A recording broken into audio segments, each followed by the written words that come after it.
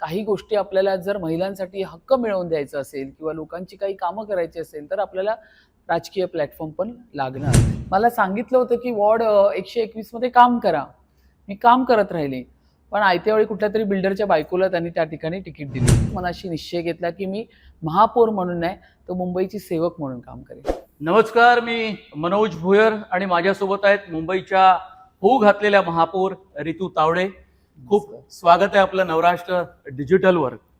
आणि तुमच्या एक राजकीय कारकिर्दीमधला हा अत्यंत आनंदाचा क्षण आहे आणि स्वाभाविक खूप प्रचंड मोठ्या प्रमाणात मुंबई महानगरातल्या समस्या आहेत, आव्हानं खूप दिसत आहेत.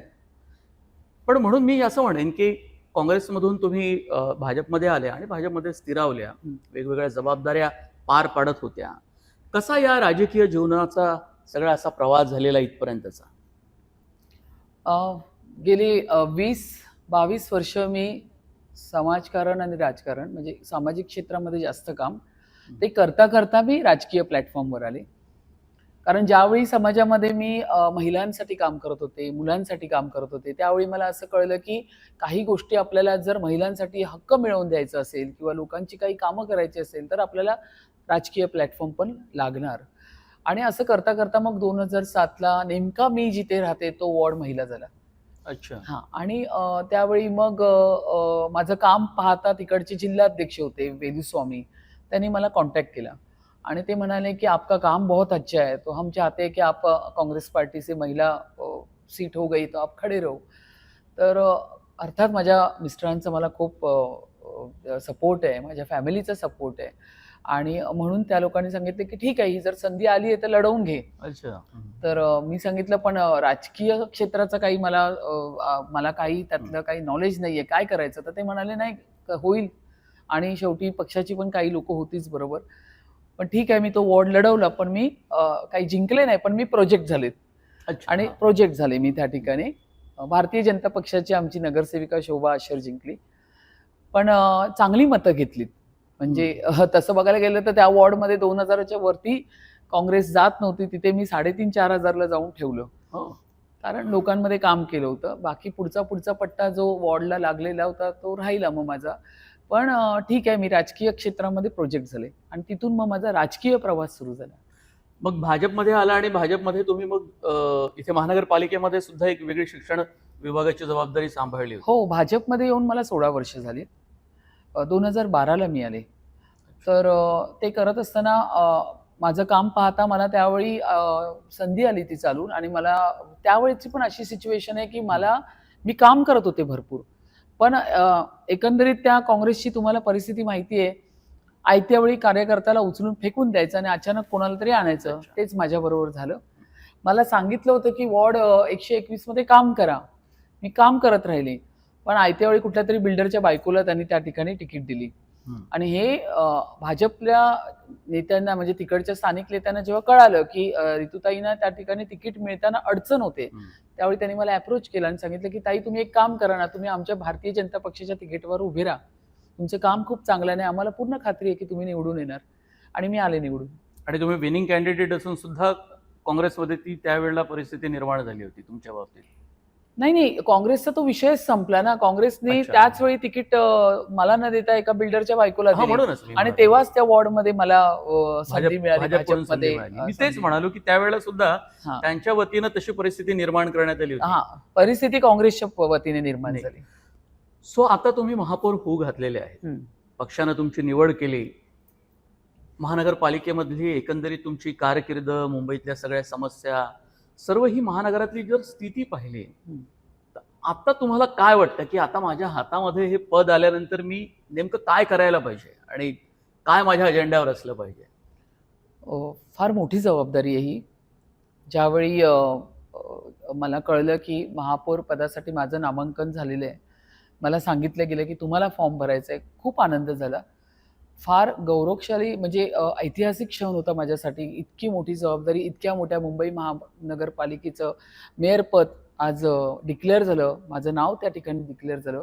पण त्याचबरोबर मला दुसऱ्या क्षणी जबाबदारीचं पण भान खूप आलं की आपल्याला आता खूप काम करायचं आहे.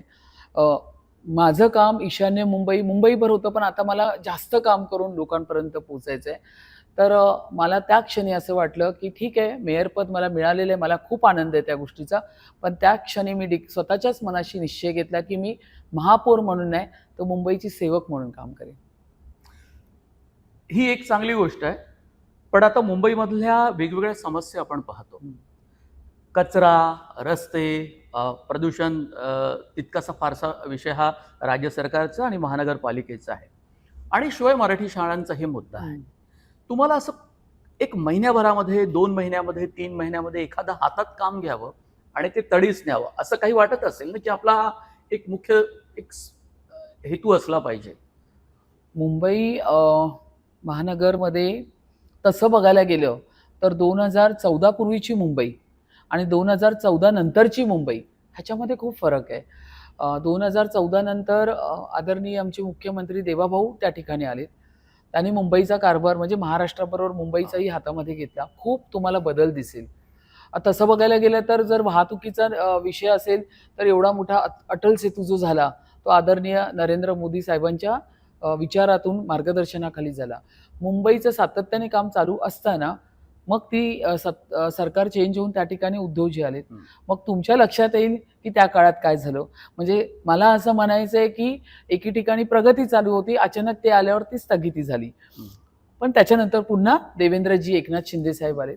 तर ह्या ठिकाणी मुंबईचे बरेच कामं, मग कोस्टल रोड असतील किंवा संजय गांधी उद्यानाच्या खालून जो टनेल काढायचा असेल, सागरी मार्ग असतील किंवा विविध मेट्रोचे पूर्ण इन्फ्रास्ट्रक्चर असतील, त्याची जाळं विणण्याचं काम ह्या ठिकाणी खूप मोठ्या पद्धतीने चालू आहे.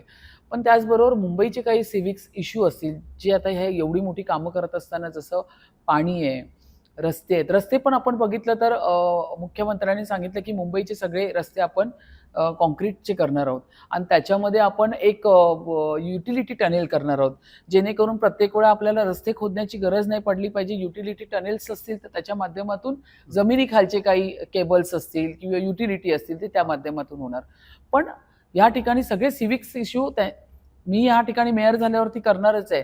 मग पर्यावरण असेल, मग त्याच्यानंतर खड्डे मुक्त रस्ते असतील, त्याच्याकडे लक्ष दिलं पाहिजे. त्याचबरोबर स्ट्रॉम वॉटर ड्रेनची काही कामं असतील, असे विविध गोष्टी मी या ठिकाणी करणार आहे. पण प्रामुख्याने या ठिकाणी फुटपाथ जो आहे, जो अनधिकृत बांगलादेशी फेरीवाल्याने त्या ठिकाणी एन्क्रोच करून ठेवलेला आहे, तो फुटपाथ त्यांच्यापासून मुक्त करण्याचं काम मी नक्की करणार. बांगलादेशी हा मुद्दा खूप निवडणुकीमध्ये चर्चेला आला होता. नाही, झालाच पाहिजे. कारण आम्ही तर काम केव्हाच सुरू केलेलं आहे. मी तुम्हाला सांगते, आमची राज्य सरकार, आमची देवेंद्रजी किंवा एकनाथ शिंदे साहेब असेल किंवा पूर्ण सरकार काम करतंय. किरीट सोमय्या त्याच्यावरती काम करतात आहे. आमच्या व्हिजिट्स गेल्या 6 महिन्यापासून रोडवर चालू आहेत. मुंबईत खूप प्रचंड मोठ्या प्रमाणात खूप संख्या असेल प्रचंड आहे. बांगलादेशींची. आम्ही आता मानखुर्दमधून जवळपास 200 लोक शोधून काढलीत. त्यांची प्रमाणपत्र खोटी, ज्यांचे आधार कार्ड खोटे, असे आम्ही बांगलादेशी, आम्ही अनधिकृत फेरीवाले आम्ही शोधून काढलेत. त्यांना पोलिसांच्या ताब्यात सुद्धा आम्ही गृह दिलेले आहे. खात्याची जबाबदारी पण असेल की त्यांना आहे ना, शोधणं? काम सुरू झालेलं आहे. काम सुरू झालेलं आहे. तुम्ही पूर्ण माहिती घेतली तर प्रत्येक मुंबईमध्ये प्रत्येक ठिकाणी गृह खात्याची पूर्ण या ठिकाणी अच्छा. कामं स्टार्ट झालेली आहेत. आता तुम्ही महापौर झाल्या आणि तुम्हाला सभागृह चालवताना एक आव्हान तर किमान असेल विरोधी पक्षांचं, आणि त्या विरोधी पक्षातल्या अनेक लोकांना तुम्ही पाहिलं असेल, कारण शिवसेना एकत्र होती हो. आणि तुमचा महानगरपालिकेतला कारभार सुद्धा हा एकत्र होता. पण आता ते विरोधात आहेत आणि तोच एक विरोधी पक्ष झालेला आहे. हो. माहिती आहे मला. जवळपास काही लोकांनी माध्यमातून सांगितलं 4 काय 5 माजी महापौर पण तुमच्या समोर असणार. असू दे, चांगली गोष्ट आहे. विरोधी पक्षनेता असाच पाहिजे, ज्यांच्याकडनंही प्रश्न आलेत पाहिजे. चांगले सूचना आले मुंबईसाठी तर आम्ही नक्की घेणार. पण मला तुमच्या माध्यमातून सांगायचं आहे की सभागृह हा फार मुंबई महानगरपालिकेचा सभागृह ह्याची काही गरिमा आहे. या ठिकाणी मुंबईकरांनी आम्हाला सगळ्या 227 नगरसेवकांना खाली उतरून मतदान करून ह्या ठिकाणी पाठवलेलं आहे. तर मला असं वाटतं, मला तुमच्या माध्यमातून त्यांना मेसेज द्यायचा की पक्षभेद विसरा आणि मुंबईकरांसाठी काम करा. का तर गेले 4.5 वर्ष या मुंबई महानगरपालिकेला नगरसेवक नव्हता. लोकांनी नगरसेवक शिवाय काम केलेलं आहे. अधिकाऱ्यांनी अक्षरशः टोलवाटोलवीची उत्तरं दिलेली आहेत आणि त्यांच्या कामाला इग्नोर केलेलं आहे. आता हक्काचा माणूस आलेला आहे. तर त्या ठिकाणी भांडणं करून, तंटा करून, आदळापट करून महापालिका चालवण्यापेक्षा एकमेकांच्या मताने एकमेकांच्या प्रत्येक विचाराने जर आपण महानगरपालिका चालवली तर ते अधिक चांगलं होईल. म्हणजे कोण 4 किशोरी पेडणेकर असतील, श्रद्धा जाधव असतील, त्यानंतर स्नेहल आंबेकर पण आणि मिलिंद वैद्य, अशी ही 4 विरोधी बाकावरची नाही असू दे. महापौर राहून चुकलेली माणसं असतील. नाही असू दे की काहीच इश्यू नाहीये. आम्ही पूर्ण सगळ्याच गोष्टींना सामोरं जाण्याची आम्ही पूर्ण तयारी ठेवलेली आहे. मुंबईच्या हितासाठी हा सभागृह चालणार. मुंबईचं हित बाजूला ठेवून जर तुम्ही सभागृहात गोंधळ घालणार असेल तर मी त्या ठिकाणी ते खपवून घेणार नाही. आणि मुळात काय झालं की आता भाजप आणि शिवसेनेची सत्ता होती ऋतुजी, पण त्यावेळी मग उद्धव ठाकरेंच्या कार्यकाळात, शिवसेनेच्या कार्यकाळात मुंबईमध्ये महापालिकेमध्ये खूप मोठा भ्रष्टाचार झाला असा आरोप भाजपनं कायम लावला. या निवडणुकीमध्ये सुद्धा तो कळीचा मुद्दा. त्याचं काय होणार आगामी काळात? ते सगळं शोधून काढणार, व्हाईट पेपर काढणार, की नेमकं पुढे काय काय होत राहणार आहे? नाही हे बघा, कोरोनाचा एक काळ होता मधला. 25 वर्ष त्यांची सत्ता होती. 25 वर्षाच्या कार्यकाळामध्ये खूप मोठा भ्रष्टाचार त्याच्यात झालेला आहे. जर तुम्ही कोविडमध्येच मागे वळून जर पाहिलं तर कोविडमध्ये खिचडी घोटाळा, कफन घोटाळा, इतके मोठे मोठे घोटाळे, लोक प्रॉब्लेममध्ये होते हो. लोकांना इतकी अवस्था खराब होती. रोजचा हाताचा जो रोजगार असेल, जो दिवसभर काम करून एखादा व्यक्ती घरी पैसे आणत होते, ते सगळंच बंद होतं. इतकी हवालदिल झाली होती जनता. आणि त्यावेळी तुम्ही खिचडी त्यावेळी वाटप चाललेलं, लोकांना निदान 2 घास खायला मिळायला पाहिजे, त्याच्यात तुमची घोटाळे चालू होते. हा असा उभाटाचा घोटाळाग्रस्त पक्ष आहे. तर त्या सगळ्या गोष्टी त्या ठिकाणी जर आल्यात तर आम्ही त्यांना दटून उत्तर देणार आणि मागे पुढे पाहणार नाही. अजिबात नाही पाहणार.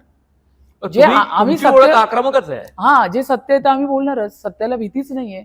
आणि सत्य बोलणारा माणूस हा ठामपणे बोलतो. त्याला खूप विचार करावा लागत नाही. खोटं ज्याच्या मनात असतं तो विचार करतो, असा बघतो, तिकडे बघतो, काय करायचं, काय बोलायचं, आम्हाला काय गरजच नाहीये. पण तुम्ही सत्तेत होता सोबत, सत्तेत होतं, पण नाण्याची एक बाजू दिसते ना. प्रत्येक वेळा त्यांची आक्रमकता होती प्रत्येक गोष्टीवर, की हे टेंडर पास झालं पाहिजे, अमुक झालं पाहिजे, या गोष्टी झाल्या. आणि शिवाय त्यांचे युवराज, त्यांचा हस्तक्षेप नंतर तुम्ही तो अनुभवलाय? मी अनुभवलाय ना. शिक्षण समिती असताना ते जे मुलांच्या हातामध्ये आपण जे लॅपटॉप दिले, त्यांचा आधी पाम किती छोटा, तुम्ही एवढा मोठा लॅपटॉप, त्याला विरोध होता माझा. मी नाही म्हटलं होतं हा प्रस्ताव घेऊ नका त्या मुलांना. आणि दुसरी गोष्ट, तुमचा शाळेचा सगळा सिलेबस तुम्ही त्याच्यामध्ये इनबिल्ट करणार होता. तुम्हाला एक तुमचं इंटेन्शन चांगलं होतं की मुलांच्या पाठीवरचं दप्तराचं ओझं कमी झालं पाहिजे, कारण मुलांचा पाठीचा कणा वागतो, असं त्यांचं म्हणणं आहे. आमचं लहानपण इतके वर्ष तसंच गेलेलं आहे. अभ्यासावरून आपलं ज्ञान आपण पाठीवर घेऊन फिरतोय. काही मुलांना करू दे, कष्ट पण केले पाहिजे. पण आता युवराजांचं असं म्हणणं होतं की नाही, ते टॅब आणले पाहिजे. मी त्यांना सांगितलं की हे टॅब खराब आहेत, हा जुना स्क्रॅपचा माल तो तुम्ही कशाला आणताय. पण नाही, त्याचं मग निघालं ना जवळपास, आता माझ्या लक्षात अमाऊंट येत नाहीये, कितीतरी कोटीचं टेंडर निघालं. शेवटी काय झालं, आज सगळ्या मुलांच्या पाठीवर दप्तरच आहेत ना. टॅब कोणाच्या हातामध्ये दिसतंय? बरं, टॅबला तुम्ही चार्जिंग कुठे करणार शाळेत? मुलगा अभ्यास काय करणार घरी? सगळा इतिहास, भूगोल, सगळं नागरिक गणित सगळं तुम्ही इनबिल्ट करणार आणि चार्जिंगला तुम्ही शाळेत ठेवणार. मग तो मुलगा काय घेऊन जाणार? म्हणजे शिक्षण समिती अध्यक्ष असताना माझा तर विरोध होता, पण प्रेशर होतं, करा, झाला पाहिजे प्रस्ताव पास, मातोश्रीला आवडणार नाही, करून टाका, हे असं प्रेशर. म्हणून मी काय बोलते की नाण्याची एक बाजू सगळ्यांना दिसते की आम्ही सत्तेत होतो. हो, आम्ही होतो ना, पण आम्हाला हे प्रेशर होतं, हे जनतेला माहितीच नाहीये. आपण आता आगामी काळात पण वेगवेगळ्या मुद्द्यावर बोलता येईल, कारण आता तुम्ही पदभार स्वीकारणार येत्या काही काळामध्ये. त्यामुळे आता जे साधारणतः प्रश्न दिसत होते ते तुम्हाला विचारले गेलेले आहेत. अर्थात तुमचाही अनुभव खूप मोठा आहे. पुढच्या कारकिर्दीसाठी आणि मुंबईच्या हितासाठी तुमचे निर्णय हे खूप फलदायी ठरतील अशी अपेक्षा निश्चितपणे व्यक्त करतो आणि तुम्हाला खूप शुभेच्छा देतो. खूप धन्यवाद, तुम्ही वेळ दिला. तर थँक्यू. ही मुलाखत रितू तावडे यांच्यासोबत छोटेखानी जरी असली तरी खूप महत्त्वाची आहे. अनेक महत्त्वाचे मुद्दे त्यावर त्यांनी भाष्य केलंय. ही कशी वाटली मुलाखत आणि त्यांच्याकडून तुमच्या काय अपेक्षा आहे आणि तुम्हाला त्यांना शुभेच्छा द्यायच्या असतील तर तुम्ही कमेंट बॉक्समध्ये जरूर त्या नोंदवा. नवराष्ट्र डिजिटलला तुम्ही सबस्क्राईब करा. इंस्टाग्राम, फेसबुक आणि एक्स हे आमचे सोशल मीडिया हँडल सुद्धा फॉलो करा. खूप धन्यवाद. नमस्कार.